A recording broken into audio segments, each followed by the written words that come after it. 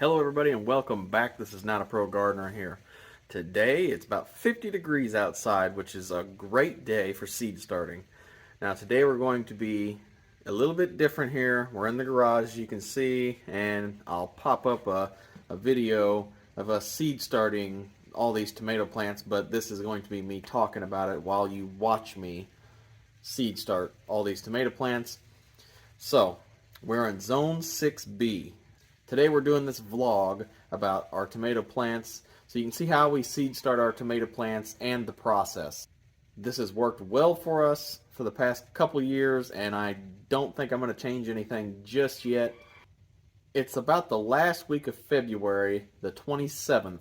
Why do we seed start our tomato plants? Because we like to choose different varieties, and as you'll see later on in the video, the different varieties, and we just like to do things that you can't just go buy from the big box stores and, get the transplants that you want. You're kind of limited to whatever they have for you, available for you. And another reason is we seed start extra tomato plants for, in case something happens in the garden, we have extra tomato plants to fill in holes with. We also have some that we can, share with the family and friends, stuff like that. We also get to see how these transplants are taken care of, and we also get to take care of them how we think they should be using whatever products or organic fertilizers, stuff like that.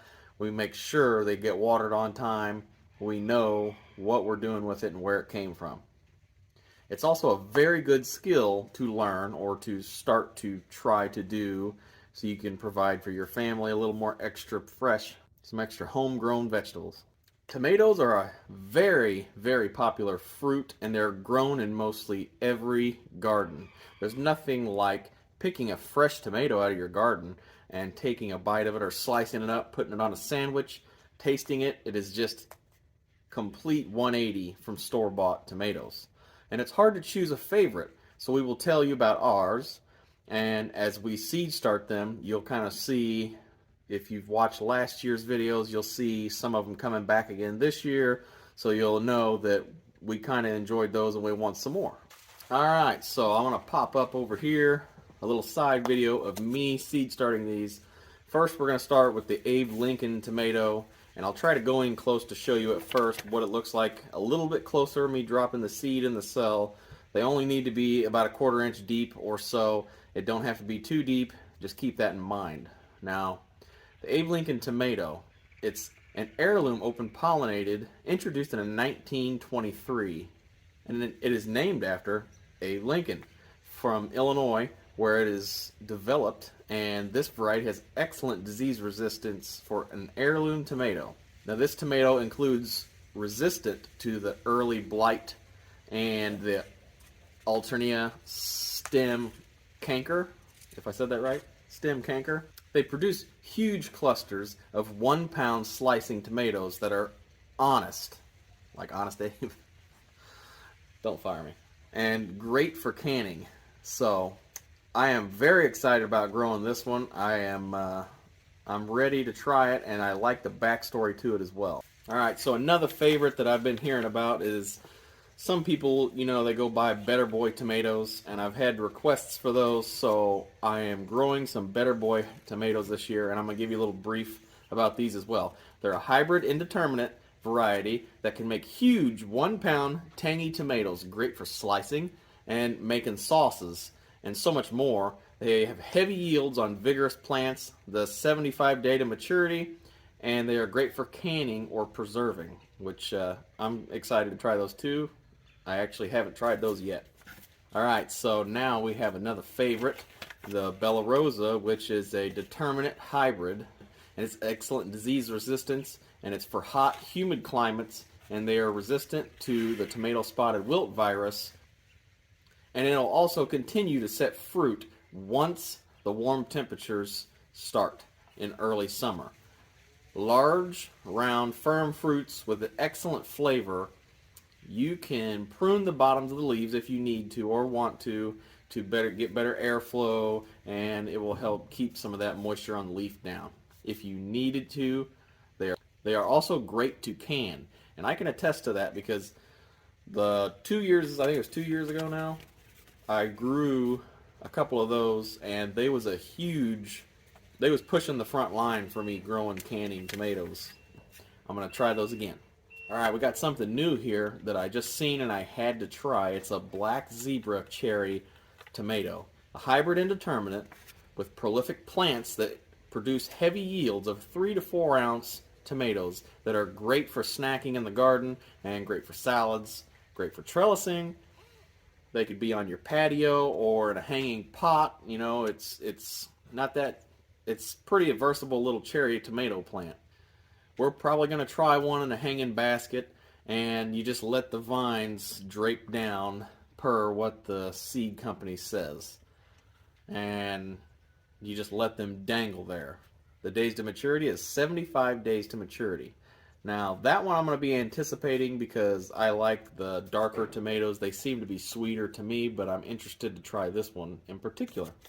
Now we got a Cherokee purple tomato plant. It is the heirloom indeterminate. It is 85 days to maturity.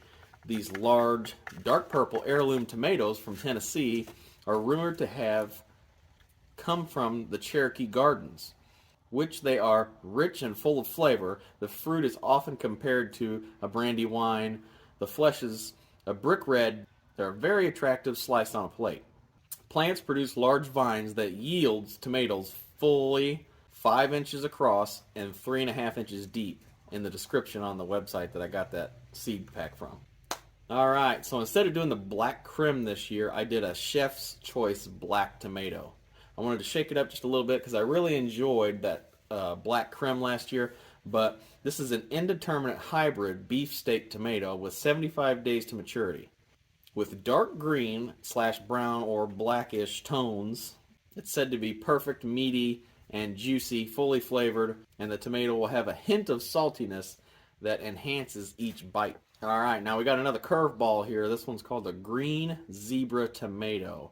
It is open pollinated, indeterminate, 75 days to maturity. It was created by breeding 4 heirloom varieties together. That's crazy if you think about it. But I'm sure it's probably done all the time. This is just the Not a Pro Gardener here, and it's the first time I've heard of that, which made me have to try it besides the appearance. I mean, look at the appearance. It's pretty cool. It produces loads of fruit throughout the warm growing season, larger than traditional cherry tomatoes, but smaller than slicing tomatoes. The fruits average 3 to 4 ounces, 1.5 to 2.5 inches in diameter. Harvest when the yellow color develops. They are used by chefs for their unique flavor profile, which makes me want to try them even more. I mean, why not? Alright, now I grew this one last year, and I think even the year before. This is the Summer Pick. It is a hybrid determinate. It is a perfect canning tomato, it says in the description, which I gotta say, this between the Bella Rosa, I like the Bella Rosa better, but this one was pretty awesome in itself because I usually like to can a lot of crushed tomatoes, so we usually try to grow as many tomatoes as we can that are perfect for canning, you know. They have excellent disease resistance, which is needed sometimes for people that have a lot of problems with diseases, and it just kind of alleviates those problems. You know, if you just pick heirlooms all the time, that sometimes they're not the best for fighting off heat, or, you know, I mean, there's some specific varieties that do great, and there's probably people that's been growing them for years, but I have found that hybrids, for me to pick for canning, I usually pick a hybrid. It just seems to do better for me and put out more determinants, I should say. They have superb flavor. It is 75 days to maturity. The fruit sets extra large fruits, beefsteak tomatoes. The variety produces jumbo fruits that average 3/4 of a pound each.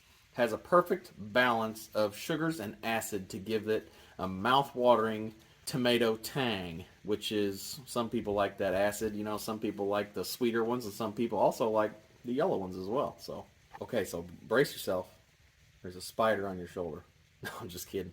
But I have another cherry tomato here, and I've heard huge things about this one. It's the Sun Sugar tomato. It is a hybrid indeterminate tomato, 65 days to maturity. The cherry tomatoes, delicious fruit that tastes like candy. And I've heard this from multiple people. I am so excited to try this one, and it'll be a good snacking tomato in the garden. It has high yielding. It is high yielding and crack resistant. Has a thinner skin, so it'll also, if it rains a lot, it has that crack resistance. It also helps open a bigger window for harvesting. So if you're going to get a heavy pour of rain, you don't have to jump out there and pick 100 cherry tomatoes or whatever you got, because it also has that leeway with the crack resistance. So that's a nice thing to have there as well. And sometimes you just forget, sometimes you just got too much things going on, and it's just, then you don't have to worry about losing all those nice fruit.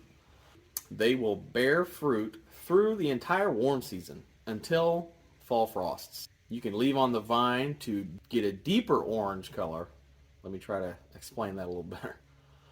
For a sweeter flavor, which caught my eye because they're already pretty sweet as it is, but if you let them vine ripen a little bit more to a deeper orange, they're supposed to get even sweeter.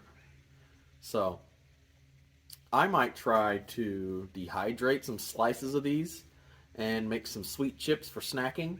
That's a plan I have. I would love to initiate, but we'll just see how time management is. So, all right. So now we have all these other tomatoes, and another one from last year is the Kellogg's Breakfast Tomato. It is an heirloom indeterminate, named for its beautiful yellow color inside and out. It's a great slicer with fruits, can be up to 2 pounds each. 2 pounds each. Yeah. 80 days to maturity. They will produce through the warm growing season. Yellow tomato makes it less acidic than the red ones. So if some people can't handle that acidity of a regular red tomato, yellow ones, give them a try and see how you like them. I do.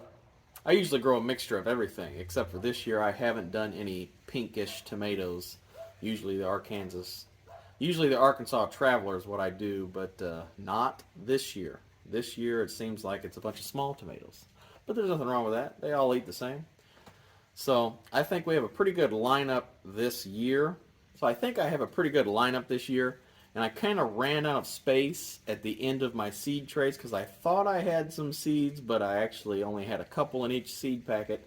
So it kind of threw a wrench into my plans. So I just filled them in with a bunch of extra that I had in my seed folder.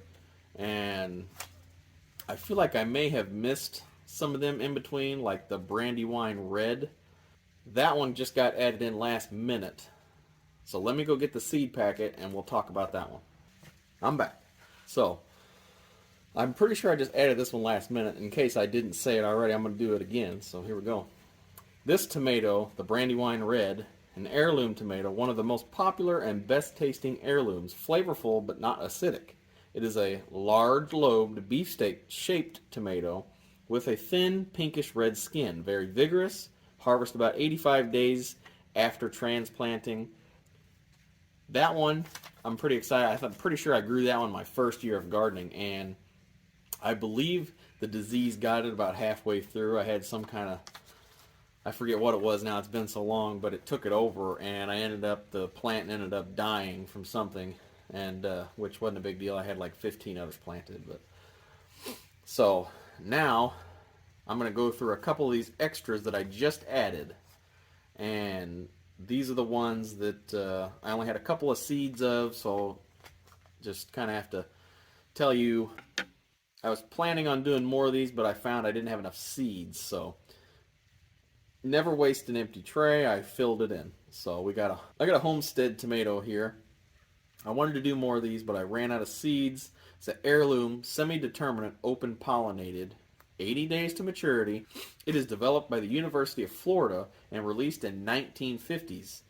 It is semi-determinate, sets fruit in high heat and in high humid areas. Large meaty fruits, they average 8 ounces. In some trials, the plants were noted to produce 50 pounds per plant. On one plant, they was found to have produced 50 pounds. That's pretty awesome. And is good for canning and preserving, and I can see why. So this one, I wanted to grow more of these as well, but I had like 4 to 6 seeds, which I thought I had more, but anyway, It is the Hausenator. It is Determinate Slicer. This variety is versatile and has been widely adapted to successful growing in different regions and seasons. It features smooth, firm globe shape and attractive scarlet red skin, with a deep red flesh with a remarkable flavor. It has been bred to have the best disease resistant package of any tomato on the market. That's what it says in the description. And there's a whole list of diseases that are hard to pronounce, so I'm going to save you from that. Yeah, you're welcome. So, now this one I grew last year, just like the Hausenator and a couple other ones. The Big Rainbow Tomato. It's an heirloom indeterminate, and I really liked this one. 85 days to maturity. The flesh inside is marbled with red on the bottom half of the fruit, kind of yellowish, and it has a big lumpy beefsteak shape with a very mild sweet flavor. And that is true. I did notice that from last year, and that's why I wanted to grow it again this year, but I only had a few seeds, so it's a knockout on a platter sliced up. The large fruits are often 22 ounces, and they are usually borne on large, tall plants, is what it states in the description. And this year I'm going to probably do a little bit better on my spacing. I wanted to grow as many as I can, but this year I'm just going to try to move my spacing out a little bit away from each other, 2 foot apart this time instead of 1 foot. Not saying I can't grow them that way. I have successfully. I'm going to try to grow bigger tomatoes this year. That's one of the things I'm going to work on. Instead of just growing a quantity, I'm just going to try to grow a huge set of fat tomatoes. Alright, now that we seed started them, we'll cover them with vermiculite like we have the past couple years. And usually we grow them inside and water them. I usually water them every morning until they start coming up, and then I kind of back off the water a little bit, because that vermiculite really holds the moisture around them seeds. And some of the tomato seeds have a clay coating on them, and that's one of the benefits of having the vermiculite. It keeps that water tight around them seeds, so it helps germinate. And after that, after they get big enough, I usually cut off the overhead water, because I usually get foliar disease of some sort on these guys when I overhead water them all the time. I did it one year, and I probably won't do it again, because this system I've found has been working very well for me. So I seed them, put them indoors for about 4 weeks, and as you noticed how small them seed cells were, that's because I can do this with this little amount of dirt, little amount of seed starting soil, because I know I'm going to transplant these at about 4 weeks. Okay, so they last about 4 weeks and they mature in those cells. That's about how long it takes growing them inside. And then, that's with a little water-soluble fertilizer in between as well. And then they get transplanted into pots or cups or whatever you got, nursery pots, stuff like that. Then, as soon as they get to mature, about the 3rd to 4th week, I will acclimate them to the outdoor temperatures and start growing them in the greenhouse after that. That's getting them ready for the harshness of the world. Yeah. And I also cover the tops of these trays after I water them in very well. I cover them with some shrink wrap plastic. I usually use the press and seal stuff because it sticks better and I don't have to use as much. I kind of want them plant cells to be able to breathe a little bit. I mean, usually after a couple days when I see the first one pop up, I take it off. You don't want to leave it on there. You got to keep an eye on it. So I usually do this on a weekend so I can keep an eye on it for the next 4 to 5 days, and usually take that off as soon as the first one starts coming up. And that's it.